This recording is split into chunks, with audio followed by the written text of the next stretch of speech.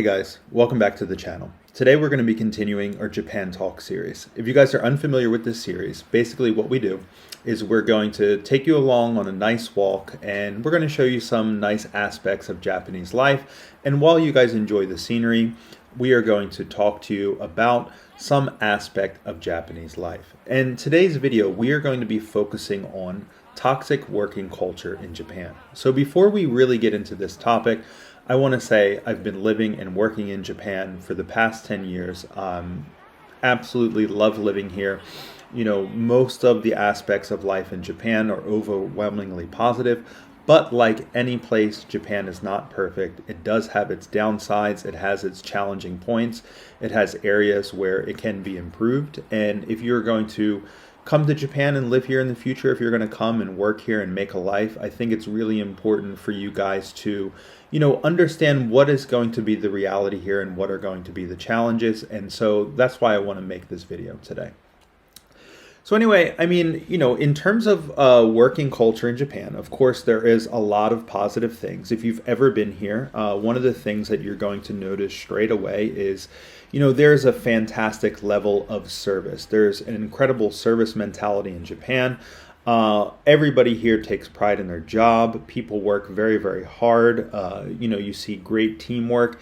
And as a consumer, as a customer, when you go out, people are going to treat you very well. They're going to be polite. You're going to get great service. And, you're going to feel as if everybody's doing their jobs perfectly. In a lot of, different countries that you can visit around the world, you see people that look unhappy at their jobs. You see people that, look like they're really not giving, much effort. But here in Japan, it's not very common sight to see. I mean, here in Japan, people are working. You see people, generally smiling and looking happy and really giving, their best effort towards their work. So, that's something as a customer and as a consumer, that you can feel. But there is kind of a darker side to that because, to be able to give that level of perfection at all times, it really does require, a lot of sacrifice. And, there is a lot of problems with employers in Japan being overly demanding of their staff, having incredibly long work hours, not letting people, take vacations. So these are topics that I want to get into today. First thing that I want to say is that, because of the, toxic working environment that does exist in a lot of Japanese companies. In Japan, they have a type of company, which the Japanese essentially refer to as a black company. And a black company is essentially a company that has a really, really toxic working culture where people go, they work there, they suffer power harassment, and they ended up, going into a really dark place. And this is a large contributor of the, massive problem that Japan has with suicides.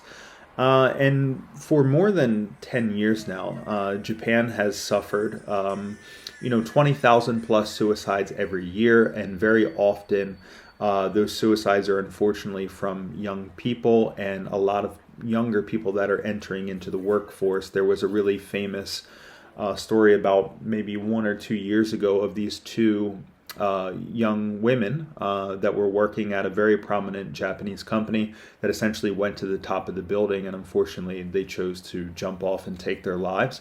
And it came out that they were working just an incredible amount of overtime.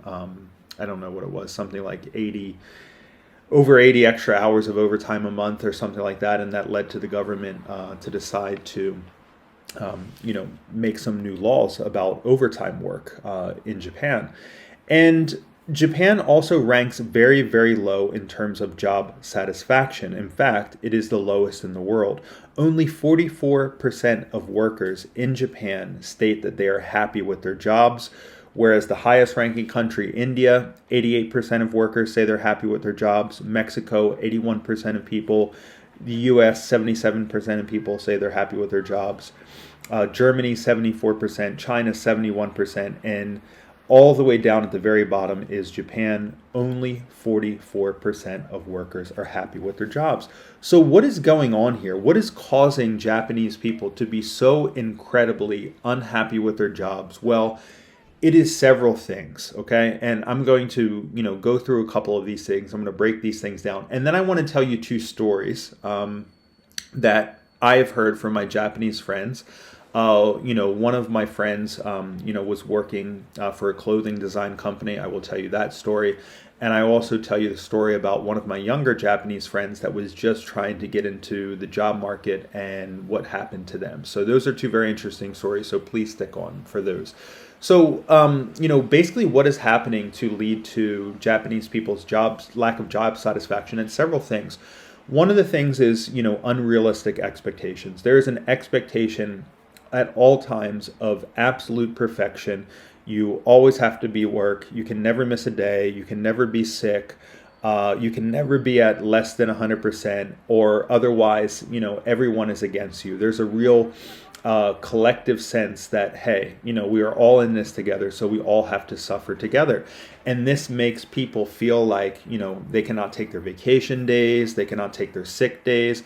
I have so many, Japanese friends where they'll have this great vacation package. It'll be like, you get 20 days off a year for a paid vacation. You get 30 days off a year for a paid vacation, whatever it is. They'll have a great package.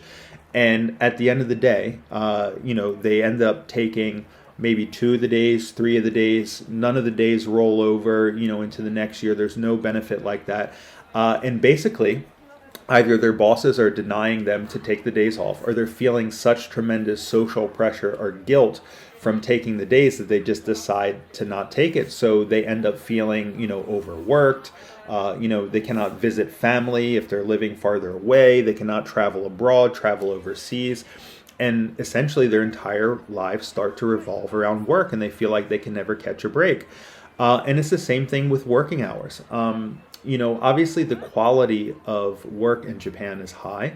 The quality of products in Japan is very high, but there is a very, very inefficient leadership structure in Japan that leads to very inefficient work.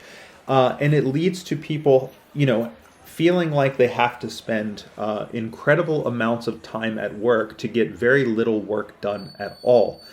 And so that's what ends up happening. People are putting in 12-hour, 14-hour, 16-hour days every day. It is very common for a lot of Japanese men to even sleep in their office, particularly for those that live, too far away, and, maybe home is an hour away, an hour and a half away on train, and they're working all night. It's just easier to get a few hours of sleep if they sleep under their desk. So this happens a lot at Japanese companies. And again, it leads to people feeling burnt out, feeling miserable, and feeling like, their entire lives revolve around work. And then we get to, the last, aspect, which I feel really makes working at Japanese companies, really miserable. And that is a culture of power harassment. Particularly from the older generation, there's this kind of sense from, the older generation of Japanese bosses or leaders or whoever, whoever the senior people are at the company, that they can actually just, essentially just rule with an iron fist and just treat people like crap. And be incredibly demanding. And so at a lot of Japanese companies, you'll see workers will be publicly shamed, in the middle of the sales floor, or they'll be publicly shamed in the middle of their office. They'll be put down. They'll be screamed at. They'll be yelled at. Even in some extreme cases, people are physically hit, assaulted. These kind of things, unfortunately, are still fairly commonplace in some bad Japanese companies. And another thing that they will do is they will sort of, punish you in kind of social ways, right? They'll make you an outcast. Let's say, for example, if you were working in a Japanese company and they wanted to get rid of you, they're not just going to fire you.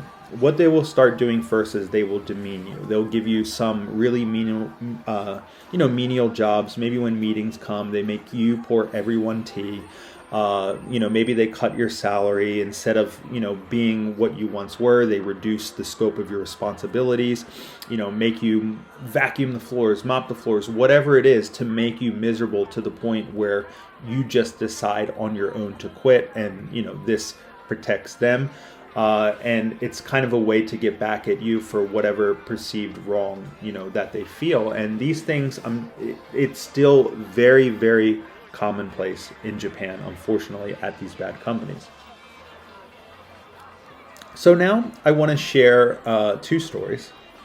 And these are two stories that I've been told, from my Japanese friends in terms of things that have happened to them. And I'll start with the less serious one first, because the second one is quite serious. But one of my younger Japanese friends, who I ended up working with, she was telling me, when she was first coming out of university, her and all of her friends that were graduating, they basically all go out, they do job hunting, and, they interview in person, for several companies. They go through the interview process, and there's periods where, it could be a situation where they're going, for the in-person interview, and if they like them, maybe it's the first interview or second interview or whatever it is, the hiring boss may actually offer them a position, during that interview. And my friend was telling me that, several of her friends that went to some of these, bigger Japanese companies that didn't really have a good reputation, they would be going through the interview process, and, from their perspective, what they wanted to do was, of course, being in the job market, they wanted to evaluate several opportunities. So they would have, maybe one or two job offers on their table, but they would still go to other interviews just to see what competing offers might be. And there was an incident where one of my friends basically, went to this job interview. She had a couple of other job offers standing before she went to this interview. And she went to this interview, everything went well, and the person, the hiring manager made her an offer. It didn't really match with what, some of the other offers that she had received, and she felt it wasn't the right opportunity for her. So she just said, thank you very much for offering, I apologize, but, I don't think it's the right opportunity for me. And the hiring manager picked up their cup of hot tea and just dumped it over her head because they had rejected the job. And they're just basically, just saying, like, get out of here, you piece of trash. Just spilled hot tea over her head and just told her, to just get the F out, basically. And obviously that's a vicious assault, but just for something as simple as, rejecting a job opportunity. So if that is any type of insight, can you imagine what it would be like to work for that particular company as a daily employee? If simply, for telling someone no, you get a cup of hot tea dumped over your head, for telling your boss no to something, imagine what life would be like there. So I have another Japanese friend, and this is the second story. This is the one that I, told you was quite a bit more serious. So this particular friend, they were working in fashion design, and I'm not going to say, the name of the company, but they were working for a very, very well-known fashion brand in Japan, a very high-end fashion brand. And this person was one of the lead designers there. And, basically they always kept really, really long working hours. They always had deadlines. They're having to fulfill orders all around the globe, mock up, new designs for clothing and apparel. And there was always really, really long working hours. And this led to a lot of burnout. Well, there was a situation where I think it was over a long weekend, and they were just there for several days, and they were just working something like 20 hours a day for a period of, I think, 3 days straight, just to try to meet this deadline. And there was one point where one of my friend's coworkers essentially dropped to the ground from overwork and started to have a heart attack, and was, fell to the ground immediately, was clutching their chest in pain, screaming out for help. And the owner of this particular clothing brand literally just stepped over the body of the person that had fallen to the ground and was having a heart attack, stepped over their body, did not even look down, did not even acknowledge them, just walked, stepped over their body and continued to work and paid no attention, no mind, and was still ordering people to do things related to work, and had absolutely no reaction to this person that, could have been laying on the ground and dying. So, I mean, obviously my friend, they called an ambulance, they went to the hospital, with the person. And, after that point, they decided to resign, and they decided to, completely change their career path. And they essentially after that decided that they didn't want to work for Japanese companies anymore. And they started to, just work independently and work solo, because that experience was so traumatizing for them and was so, just such a horrible example of how bad things can be in Japan at these types of companies. But anyway, I don't want you guys to get too off-put, by these stories. I just want you to understand what some of the situations are like. Now, there's great places to work in Japan. There's great people to work for in Japan. There's great companies to work for in Japan. There's great jobs here. There's plenty of opportunities. There's wonderful coworkers. I mean, you can be here and you can have a wonderful experience.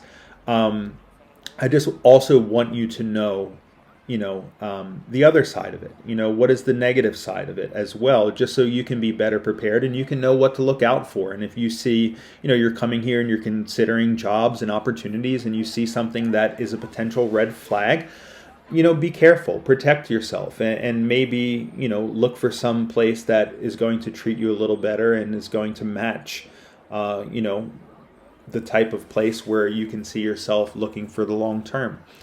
But anyway, guys, that's all I have for this video. I hope you enjoyed the conversation. I hope you learned something, and I'm interested to hear your guys' thoughts and opinions. What did you guys, think about the stories that I shared? Have you heard anything like this before about Japan?